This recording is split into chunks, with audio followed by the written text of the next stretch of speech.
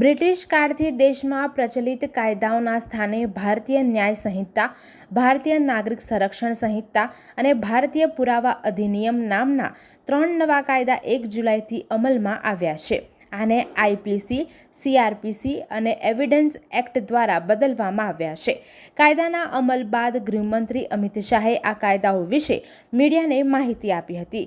શાહે કહ્યું હતું કે આઝાદીના 77 વર્ષ બાદ હવે ફોજદારી ન્યાય પ્રણાલી સંપૂર્ણપણે સ્વદેશી બની ગઈ છે. પૂર્વ કચ્છના ભચાઉ વિસ્તારમાં બુટલેગર અને પોલીસ વચ્ચે ફિલ્મી સીનને ટક્કર મારે એવી ઘટના સર્જાઈ હતી. કુખ્યાત બુટલેગરને પકડવા ચોપડવા બ્રિજ પાસે નાકાબંધી કરીને વોચમાં રહેલી પોલીસની વેન ઉપર બુટલેગરે કાર ચડાવી હત્યાનો પ્રયાસ કર્યો હતો.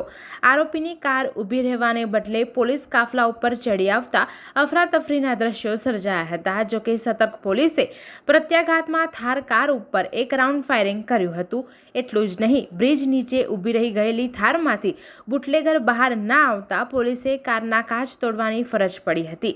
થારમાંથી અંગ્રેજી શરાબ સાથે ગાંધીધામ સીઆઈડી ક્રાઇમમાં ફરજ બજાવતી લેડી કોન્સ્ટેબલે પણ ઝડપી લેવામાં આવી હતી.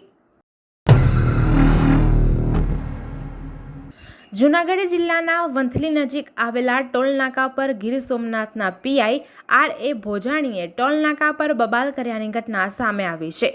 જેમાં ગાદોઈ ટોલનાકા પર પોતાના પ્રાઇવેટ વાહનમાં આવી પીઆઈએ તેમનું આઈ કાર્ડ બતાવ્યું હતું. ત્યારબાદ ટોલ વસૂલતા કર્મચારી સાથે બોલાચાલી થતાં પીઆઈ આર.એ. ભોજાણી ટોલ બૂથમાં ઘૂસી ટોલ ટેક્સના કર્મચારીઓનો કાફલો પકડી બહાર લઈ જતા સીસીટીવી ફૂટેજ પણ સામે આવ્યા છે. હાલમાં પીઆઈ આર.એ. ભોજાણી સહિત તેમના 20થી વધુ મળતિયાઓ પર હત્યાની કોશિશ, લૂંટ, રાયોટિંગનો ગુનો દાખલ કરવામાં આવ્યો છે.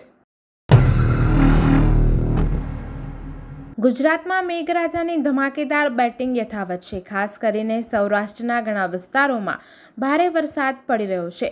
રાજકોટ શહેર અને જિલ્લામાં રવિવારે મોડી રાત્રિથી આજ સવાર સુધી અને શહેર જિલ્લામાં ધોધમાર વરસાદ વરસી રહ્યો હતો. ત્યારે અત્યાર સુધીમાં જિલ્લામાં 7 ઇંચ જેટલો વરસાદ નોંધાયો છે. બીજી તરફ જૂનાગઢ જિલ્લાના અનેક તાલુકા જળમગ્ન બન્યા છે. અવિરત વરસાદને કારણે પૂર જેવી સ્થિતિ સર્જાઈ છે. રસ્તાઓ બંધ કરવામાં આવતા અનેક ગામોના સંપર્ક કપાયા છે. અમદાવાદના બોપલ બ્રિજ પાસે વહેલી સવારે 2 કાર વચ્ચે અકસ્માત સર્જાયો છે. આ અકસ્માતમાં 3 લોકોના મોત થયા છે, જ્યારે એક વ્યક્તિ ઈજાગ્રસ્ત છે, જેને સારવાર માટે સોલા સિવિલ હોસ્પિટલ ખસેડવામાં આવી છે. દારૂ ભરેલી ગાડી અન્ય ગાડી સાથે અથડાઈ હતી, જેમાં દારૂ ભરેલી ગાડીમાં બેઠેલી એક વ્યક્તિ અને સામેવાળી ગાડીમાં બેઠેલી 2 વ્યક્તિના મોત થયા છે. ટ્રાફિક પોલીસે સ્થળ પર પહોંચીને તપાસ શરૂ કરી છે. એમએસ યુનિવર્સિટીની આર્ટ્સ ફેકલ્ટીમાં આજે સવારે શિક્ષણ કાર્ય ચાલી રહ્યું હતું. એ સમયે જ કોઈ દુર્ઘટના સર્જાઈ હોય એવો અવાજ આવતા જ વિદ્યાર્થીઓ બહાર દોડી આવ્યા હતા. જોકે બહાર આવેલા વિદ્યાર્થીઓએ જોયું કે પાર્કિંગ એરિયામાં એક વૃક્ષ ધરાશયી થયું હતું. વૃક્ષની નીચે લગભગ અડધો ડઝન ટુ વ્હીલર દબાઈ ગયા છે. વિદ્યાર્થીઓનું કહેવું છે કે ટુ વ્હીલને જે નુકસાન થયું છે તેની ભરપાઈ કોણ કરશે? યુનિવર્સિટી કેમ્પસમાં અનેક ઝાડ વર્ષો જૂના છે, તેની કોઈ દરકાર લેવામાં આવતી નથી. આ વૃક્ષોમાંથી કેટલાક વૃક્ષો જોખમી છે તે અંગે આજ સુધી કોઈ સર્વે પણ કરવામાં આવ્યો નથી.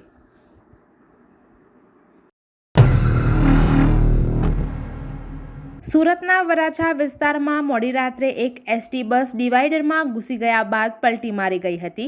મુસાફરો ભરેલી બસ અકસ્માત બાદ પલટી મારી જતા બૂમાબૂમ થઈ ગઈ હતી. કેટલાક મુસાફરો ઈજાગ્રસ્ત થતા તેમને તાત્કાલિક સ્મીમેર હોસ્પિટલ ખસેડવામાં આવ્યા હતા. ઉલ્લેખનીય છે કે આ બસનો ડ્રાઈવર નશામાં હોવાની પણ ચર્ચા છે. હાલ તો આ મામલે પોલીસ દ્વારા વધુ તપાસ હાથ ધરવામાં આવી છે. સુરતમાં વરસાદ વચ્ચે બોલેરો પિકઅપ ગાડી પર યુવકની જોખમી સવારીનો વિડીયો વાયરલ થયો હતો, જેને લઈને પોલીસે તપાસ હાથ ધરી હતી. બેસ્તાન પોલીસે આ બનાવમાં ડ્રાઇવિંગ તરીકે કામ કરતા 32 વર્ષીય શાહરૂખ સફી શેખ અને 25 વર્ષીય અનિલભાઈ રાજારામ કામલેને ઝડપી પાડી કાયદેસરની કાર્યવાહી હાથ ધરી હતી.